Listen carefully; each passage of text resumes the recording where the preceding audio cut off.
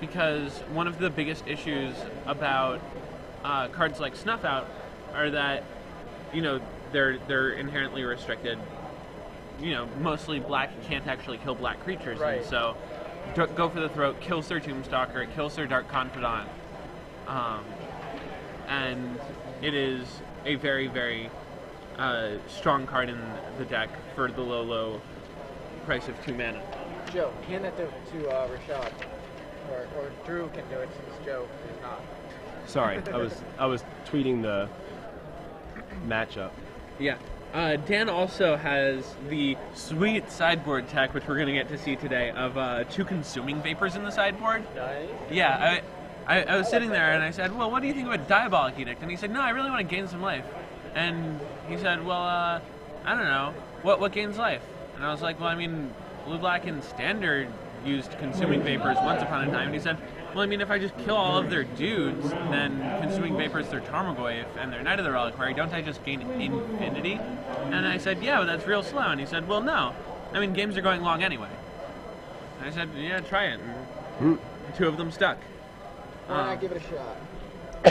It makes sense to me, though. I mean, if it's killing all the other guys and then making them sacrifice something big, then he's going to get a nice chunk of life.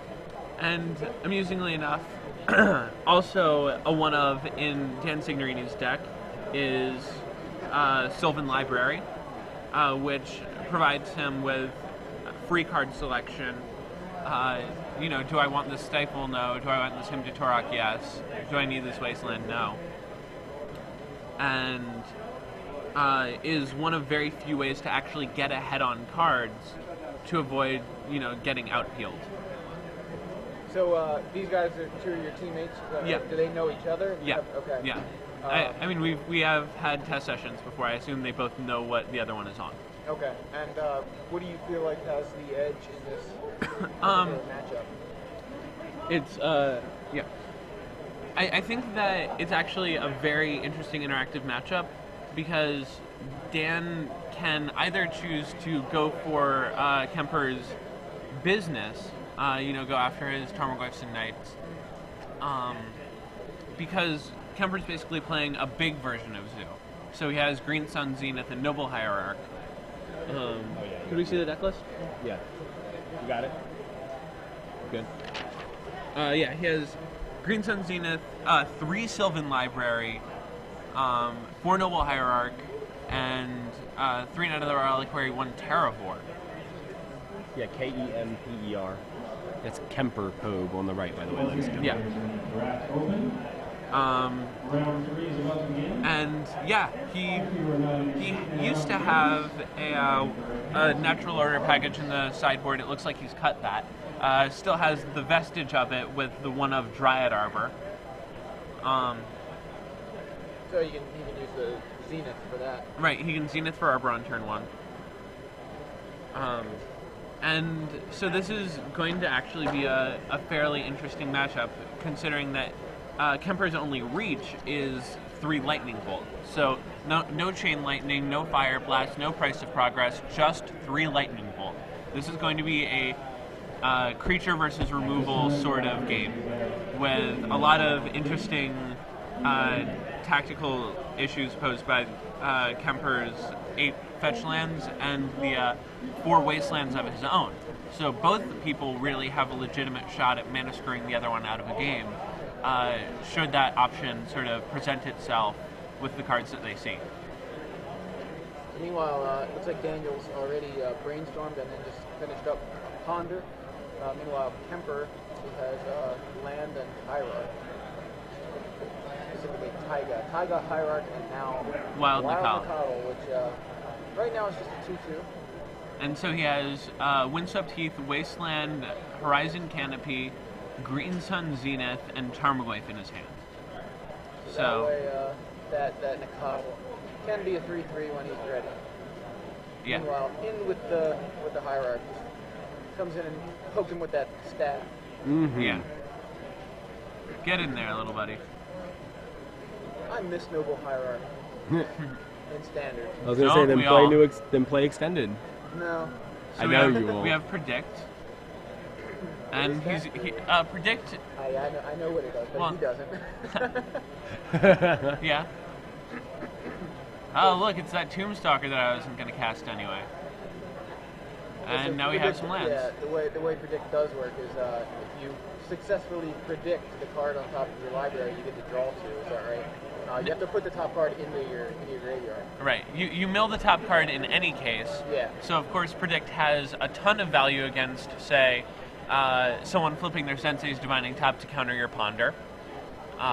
It has insane value against Enlightened Tutor.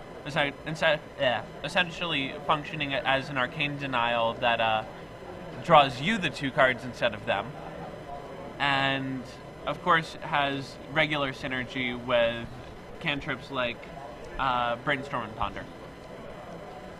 Yeah, it's a card that I see a lot in countertop. Yeah. You don't see it a whole lot in a tempo deck like Team America, but in a deck that really, really needs ways to get ahead, holding up Stifle Mana and then end stepping the Predict is not a bad way to go about doing things. Oh boy. Meanwhile, Kemper is really setting things up. Kemper looks like he might have an opening to knock Dan out of the game with his Wastelands. So does Knight resolve? If Knight resolves, then this looks real bad for Dan. I think I see a Force of Will. Yeah, it's the middle card in Dan's hand. And it looks like he's okayed it because Kemper keeps fussing with his hand. Right. And looking like he's about to play something. Yeah. Nope, that's a Force of Will. So he removes the daze so he can force. That daze was not doing a whole lot. Yeah, Wasteland your Underground Sea. Wow. Let's see if Dan has the way to get another land. Ponder, seeing what looks like Wasteland up top.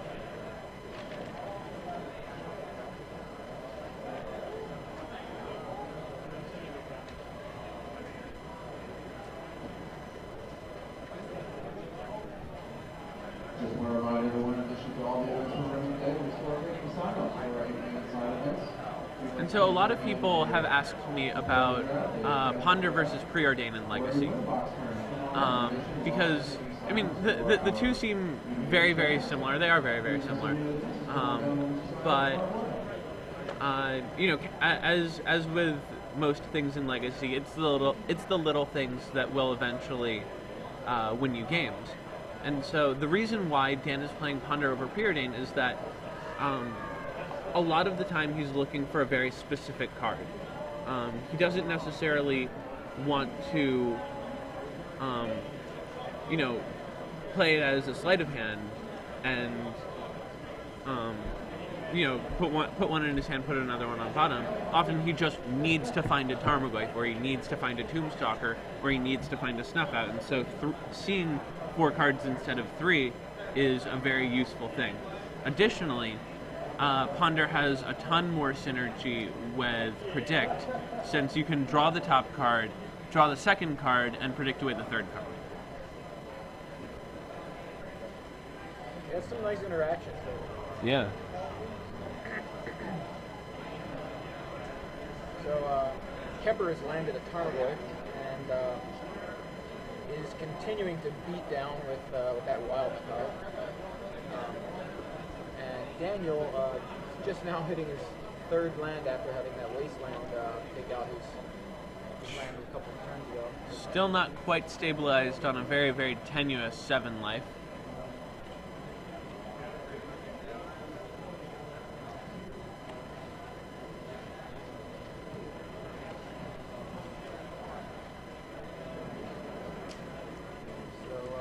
Tombstalker.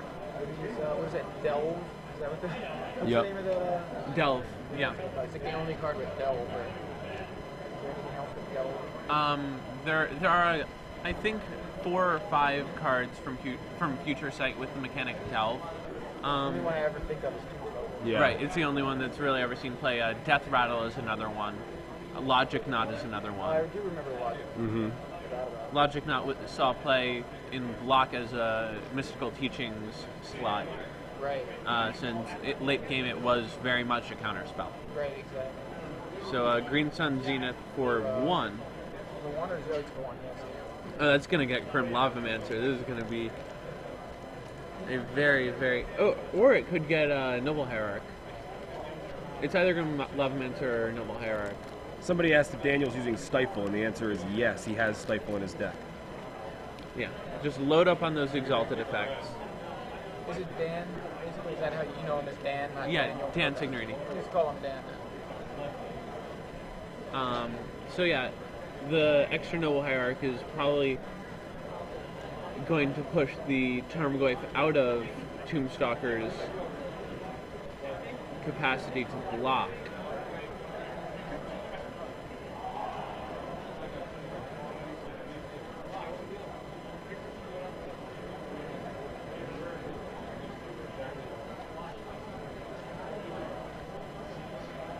Yep.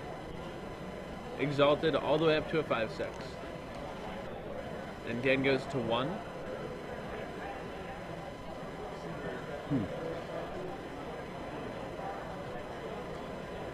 His outs at this point are Hardcast, Go for the Throat, Hardcast, Snuff Out, and another land for Engineered Explosives on 2 plus activation. But even then, he's still pretty far behind. Ooh, Engineered Explosives on 1, I like it. Alright, I lied. Goblins is a bad matchup. And Jerry's back, having picked up his second loss. Yeah. I just got obliterated in this round. You guys want to take over for a minute? Sure. Not Yeah. the least, but alright. Really? Oh, so bashful. Right, okay. Kemper is one of the people I lost to. Yeah, Kemper and Dan are both teammates of mine, so. Yeah. Right, this is Drew Levin here with Jerry Thompson. Both of the Joes are off for a stroll.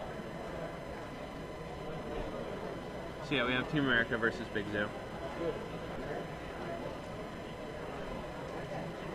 He's Zenithing for 1.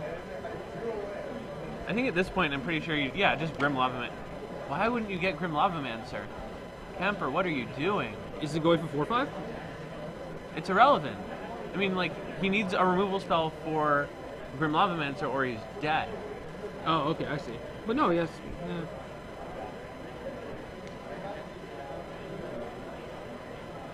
But he needs a removal spell for the Tarmogoyf, and he gets to kill his Tombstalker.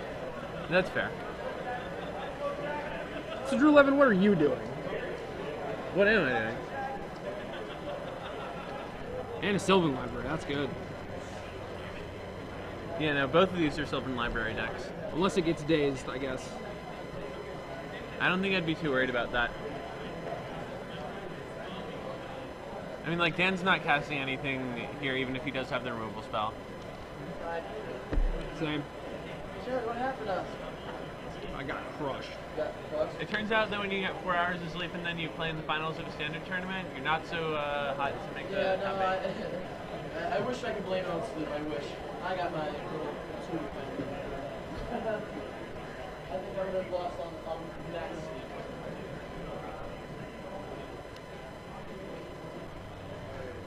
Ah, yes. Just Tombstalker number 2, which is pretty awesome. Makes that Goyf a lot smaller. I don't think Dan knows that he can overdelve. What for? I need Drew. I'll fill in for Drew, who was filling in for Joe. Anyway. You're filling in for your original position. Yeah, exactly. Because I just basically wanted to keep watching this match. So I stuck around.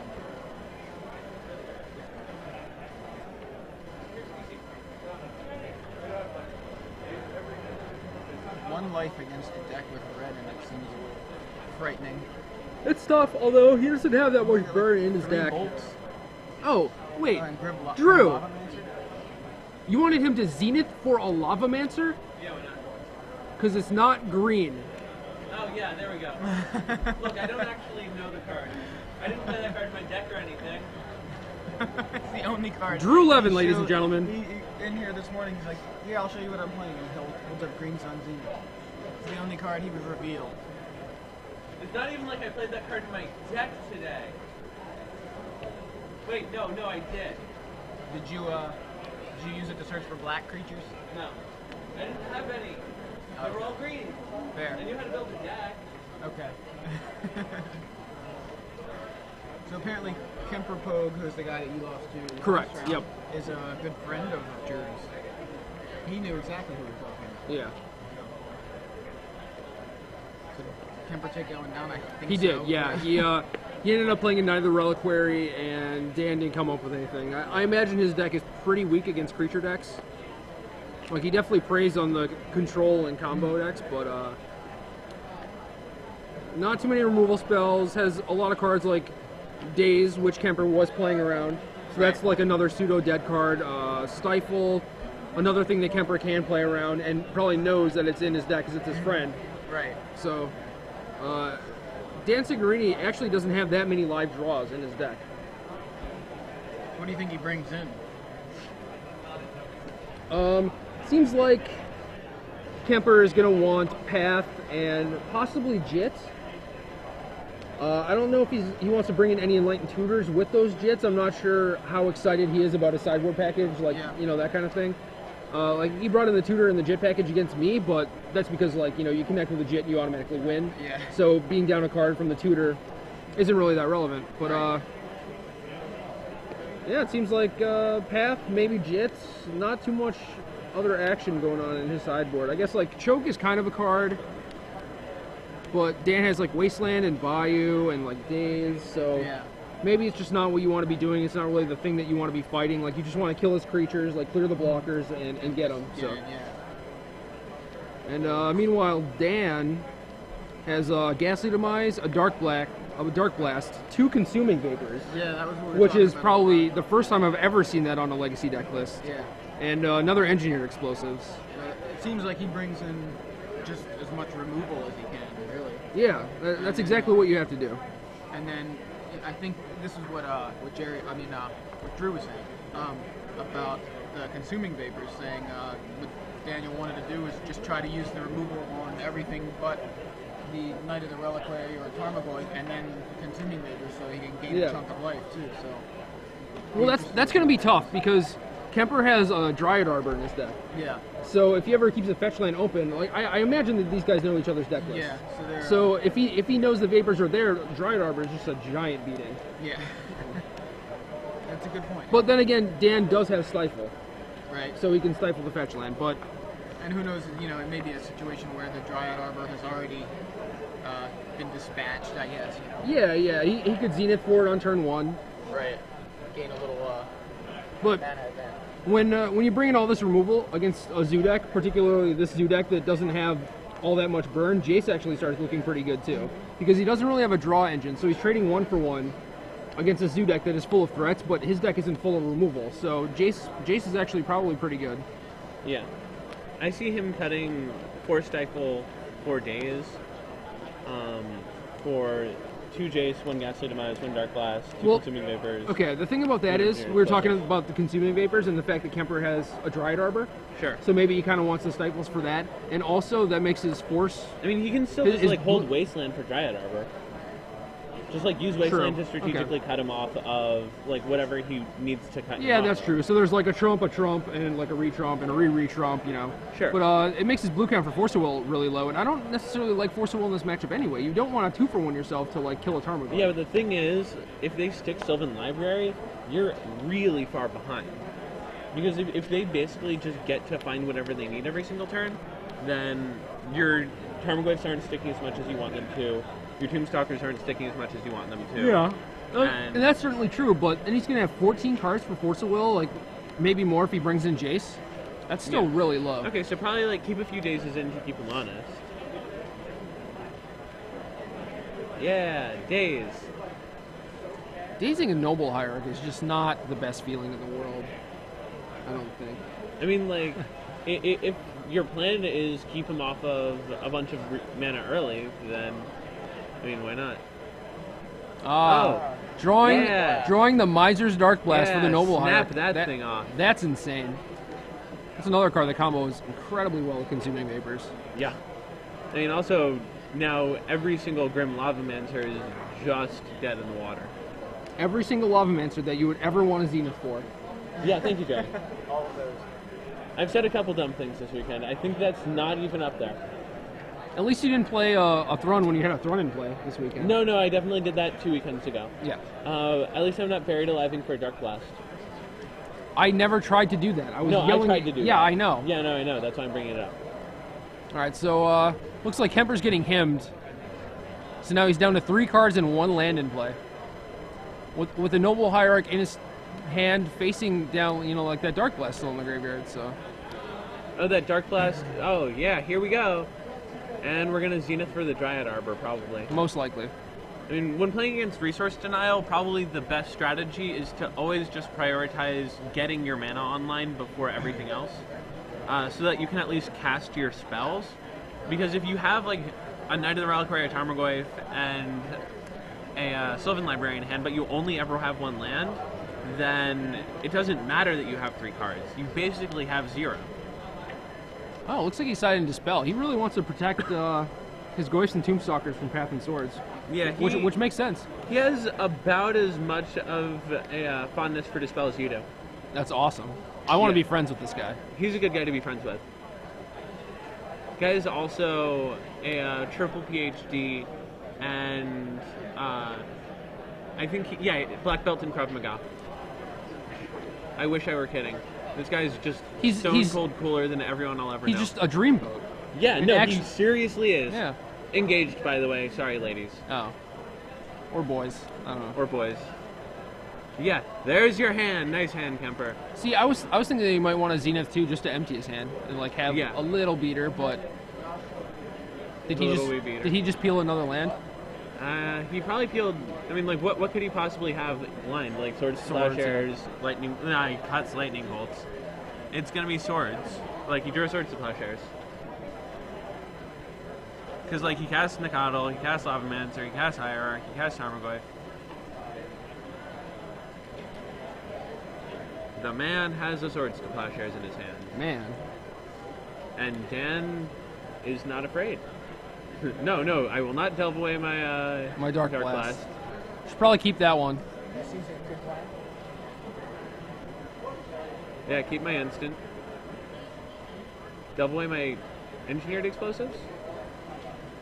Make his Goyfs less relevant. Sure. Since he has the threat now.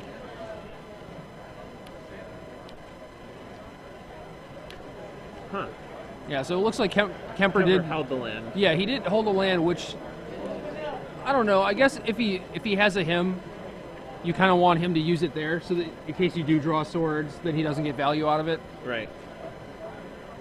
The thing is, the guy's already cast 2 hymns on Sylvan Library. Now we get to see how good it is when it's black bordered and on the side of the table with the islands. To be fair, Dan only has 1 Sylvan in his deck. Yeah. So these are not both Sylvan Library decks. Correct. I still don't think Sylvan is all that much better than top. I mean, they do different things. Like, the top decks are always just so mana intensive that it's very, very easy to get behind on board, which is not where the Team America deck wants to be, or can really afford to be. Yeah, I definitely agree with Team America, but well, with the Zoo deck, he has a ton of mana sources. He has, virtual Llanowar Elves with Green Sun Zenith. He has Noble Hierarchs. Right. Like, if we're counting Green Sun Zeniths as, a bunch of split cards that can include Llanowar Elf, then he has 24 lands? I mean, he already has he has 24 actual 24 lands. physical lands, and so he has 32 potential mana sources, although the extra Green Sun Zeniths, once he has Dryad Arbors, stop being mana sources. Right. So over half his deck can be mana.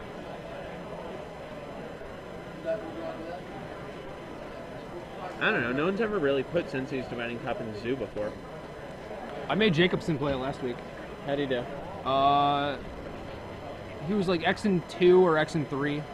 But well, that's it was Josh Jacobson. So like, imagine what. yeah, I know could exactly. do. But it was Punishing Fire Zoo. It was like Noble Hierarchs, Wasteland, Knight. So similar to Kemper's deck, but instead of Green Sun Zenith, we had Punishing Fire on top. Yeah. So Jacobson said he was really happy with the deck, but I know he played against two people playing Ant. Like there's Did he have Mindbreak traps?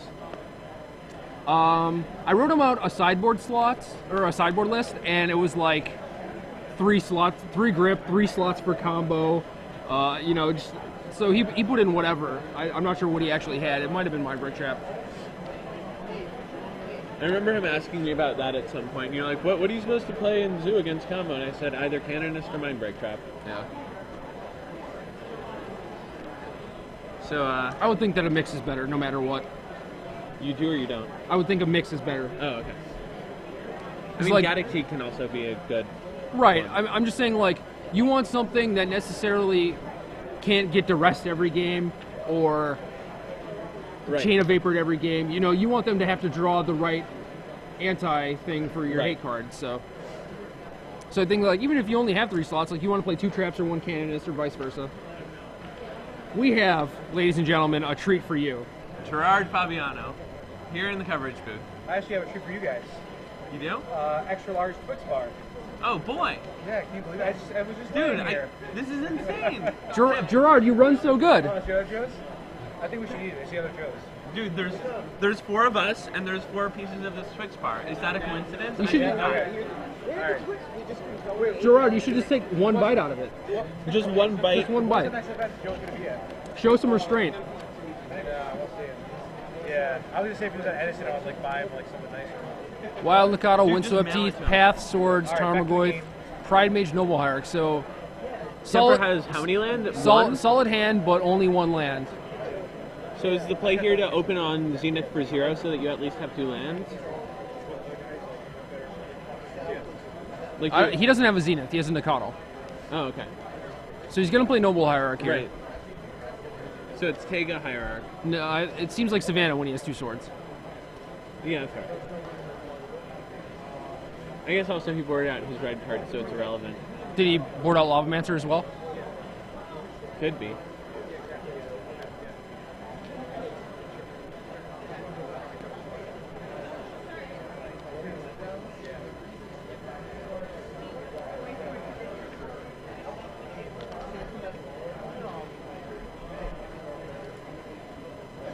Well, sadly, Gerard Fabiano left the booth. I think he had more important things to do. He had other Twix bars to steal, but we have Megan Holland, who, oh, no, now she's leaving too. This Yeah, is no. wonderful. No one wants to watch this match. Runs away from publicity. Apparently, this Noble Hierarch versus Ponder matchup is not all that All that riveting. entrancing, yeah. Not doing it. All right, for Kemper. GMT Kemper is peeling fetch lands like it's his job. he's doing good now. Now we get a Taiga. We get to play a Tarmogoyf and a Wild Nikado. Yeah, beat down. Fully powers Wild Nikado. He has options. He's playing multiple spells. So you lead with the Goyf here, right? Yeah. Instead of, like, Pride so that Mage it or- doesn't get dazed. Well, no, but I mean, as far as like the 2-drops that you do lead with, do you think it's Goyf or it's Pride Mage? It looked like he wanted to play the Pride Mage there. I would think Pride Mage if you put him on Force of Willing your Goy. Right, but he's not necessarily going to force a will the Pride Mage. So then you have So then you get You- in for you- 2 you with have- you have Noble this- Hierarch? Or you no, just you cast have- Nikado and get it you dazed? have this 2-power beater, but it just doesn't seem all that important Yeah. because you're playing Nikado also. So then you have a 3/3 and a 2/2, and Then you bring it, for 5 it next seems turn. much better to just like play Goyf and either get it forced or have it resolved, and then you have like this awesome beater. But Yeah. I mean, I think what's going to happen is he's going to attack for 5, and then Dan's going to engineer an explode his board. He's going to play a Tarmogoyf, and Dan is either going to have another sweet removal spell, or the game is going to get a little awkward. yeah. Either one of you guys, don't throw your elbows back. Face. Hey, Jerry, on 3, right? So it looks like Dan is shuffled with both of these ponders. He's not really finding what he wants. With a grip full of Tombstalkers, it looks like. Or a Tombstalker and a Goyf. And no land? Is he just breaking on 8 cards? No, land? he's got to have a land. Come on now. Oh dear. Yeah, no. Those all look like I know spells. that look. And that's a Jace. He's discarding a Jace. Bang. That's insane. Nope, this game is not going good for Team Island. Take 5. You have to play the Goyf here, right? Instead of the Sylvan? Yeah. Like, you're so far ahead already, you just want to keep it going? Yeah, no, you just have to make him... I mean, like, his options are Underground Sea into Snuff Out plus Go for the Throat. I think if he had Snuff Out, he would have used it on that Nicodle. Nope, he wouldn't have, because you want to know what Snuff Out requires? Oh, Swamp, that's a tropical island. Bang! Man, Snuff Out sucks. See, Dan's brainstorming, like... I mean, like, you have to run it. He has to have, like, actual perfects to win this game. Yeah, I don't see him hitting, like, the runner. Kemper, like, breaking off at least 2 turns. Yeah, I mean, he doesn't... Well, and Kemper has Sylvan Library, which Dan doesn't know about, so Right. Kemper's never breaking off. Yeah. And even if he does break off, he can just pay 4 life and dig a little deeper. Yep. It's not like Dan's really doing anything about this. He's got the C. Definitely has the C. Go. Passing the turn. I So, think Ghastly Demise would be the best card he could have here. Ghastly Demise your Nicodle, Snuff Out your Tarmogoyf. That would be the best combination, but if you have a Ghastly Demise, I think you play it on your turn, right? Or no? Why? One. How big is Goy? 4/5? Man. Ghastly Demise sucks Land, too. instant sorcery, planeswalker. Is Ghastly Demise power or toughness? Snuff Out the Tarmogoyf. I don't remember if I could Ghastly Demise a Birds on turn 1. I'm pretty sure I couldn't. But... You can with a fetch land. well, no, I know, but I'm Well, talking yeah, about like yeah. old standard from playing Ghastly Demise. I don't remember his power toughness. God, you're old. Yeah. Welcome to the show. Snuff Out is not quite the removal So we have the spell. engineered explosives. We had the engineered explosives. It just took too long. Yeah. Just like bricked off on lands forever. Typically keeping a one-lander with 2 ponders, I mean, you should be able to find something. Yeah, in 5 cards, like 3 that you see, if you don't see those shuffle, draw for your next turn, like you still don't see a land, you're just very, very unlucky. So it looks like he has 6 cards in his graveyard. He can potentially play Tombstalker with the spell backup. But he doesn't know that Kemper has 2 removal spells. So he runs 1 on end step, and then... Does he run 1 on end step against a hand of 5 cards? I mean... With your opponent at 5 with lethal on board, don't you want to just like play around something like Double Days? I mean, like... Yeah, I suppose.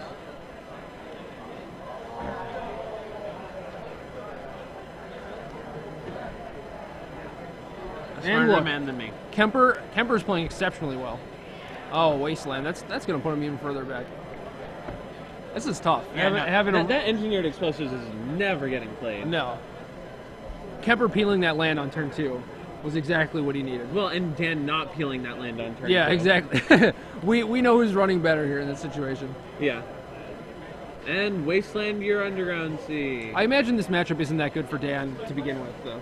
I mean, if he ever gets to cast his 3s and 4s, it's insane. But I mean, like if he ever gets to 3 with 3 lands, he starts casting 2 spells a turn. Well, here's the thing. Kemper's playing 24 lands. Dan has 20. Right? So Dan isn't all that likely to get to 4. And he only has so few removal spells. Oh, Kemper actually did something that, well... So he ran the path first. Path first, which kills him on the spot. Right. But didn't play around the, yeah, so now he basically... No, because if you lead with swords and he doesn't have anything, then he doesn't die that turn. Yeah, but then you also have your path. And they still have their counter, but you still have your path. I mean, do you bait with the one that you don't necessarily want to resolve? I mean, assuming that that they need to hold on to their thing, sure. Fun fact, path is just stone cold terminate against Dan. Not a single basic in his deck. Yep. Probably just the best one-mana removal spell ever printed. Yeah. Remove it from the game entirely. Gain no life. Search for no land. Oh man, I've seen some like Ancient Tomb, Lodestone Golem decks running around. Not necessarily Forge Master, but like other things. Yeah. And half against that deck's got to be nice.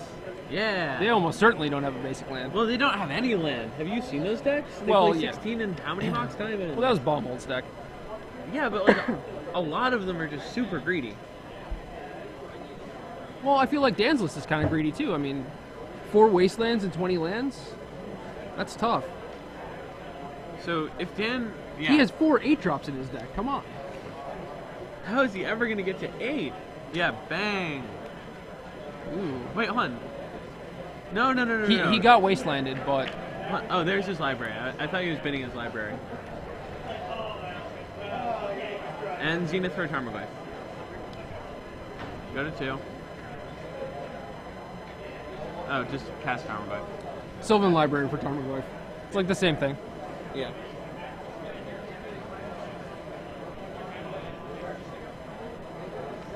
Dan's at 2.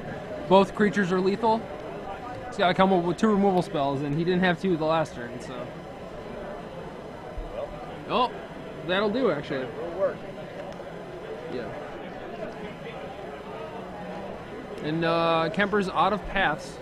Dan might actually have stabilized here. Yeah, especially since Lightning Bolt can't be in Kemper's deck. God, do you realize that this is exactly the situation where you would want something like Consuming Vapors? Yeah. Just drop the hammer, get your Tarmogoyf. Get out of burn range if he kept those in. Or just do that. Going for the throat.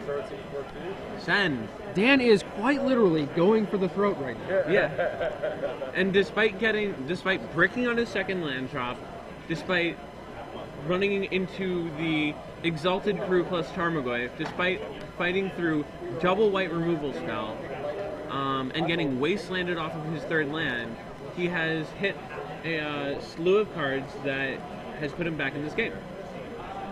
I think what actually happened was the explosives for 1 killed 3 things, and Kemper didn't necessarily have to play his second Wild Nakaro. Yeah. I think he was just overextending for... I don't know if I agree with this brainstorm. Yeah, the end of turn brainstorm, I for sure just untap, draw a card, and dig a card deeper. Yeah, I think that Dan has a little bit of adrenaline going here. Yeah, I mean this is a sick comeback. Yeah. But I don't think that running that brainstorm there is justifiable. No. It's actually just draw a card. Draw a card, scry 2. Oh, but you can't actually put either of them on the bottom.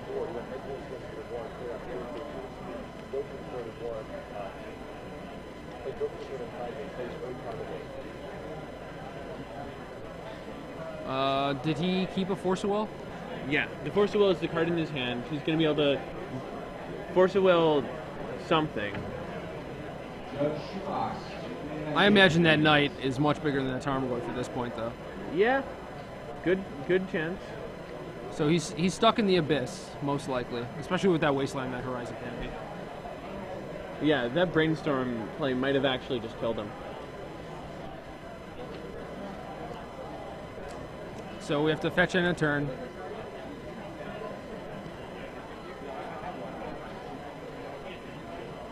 And now we're dead to both of his creatures, so... I think you just force this Hierarch, right? Yeah, you have to force the Hierarch, and you have to peel Consuming Vapors, yeah, or Snuff out. Jace would be okay. Jace is fine. I feel like Kemper should probably waste one of the black sources. So he can't get to cut off Tombstalker. his Tombstalker. Yep, yeah. So Dan definitely Force of Wills that, because he's not going to get another chance to necessarily.